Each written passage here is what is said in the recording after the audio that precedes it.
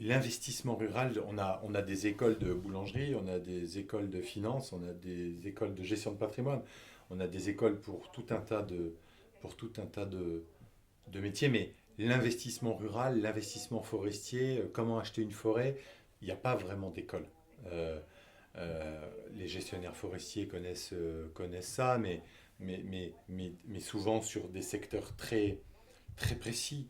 Et puis l'investissement forestier, il regroupe beaucoup de choses. Il regroupe la fiscalité, il regroupe le juridique, les véhicules pour investir, investir dans une forêt avec une SCI, Julien Colombato, juriste et fiscaliste, stratégie patrimoniale, terre agri, fera aussi un article et puis peut-être des vidéos là-dessus, mais achetez pas une forêt en SCI, ça n'a aucun sens.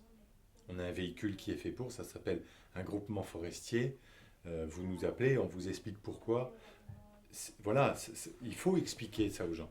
Donc, euh, l'étude de marché, comment se comporte notre forêt, comment se comporte notre marché, pourquoi est-ce que notre marché, c'est un marché qui est tendu, pourquoi est-ce que l'offre remplacera pas forcément la demande, ou c'est beaucoup plus compliqué.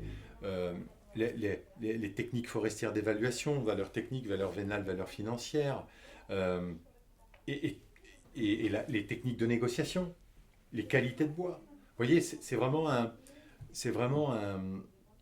investissement à spectre large. Il faut quand même avoir des connaissances généralistes et spécifiques également. Et donc c'est pour ça qu'on a voulu créer ce livret de formation où on a intégré tout ce que je viens de vous énumérer. Pourquoi? Parce que on fait investir les gens.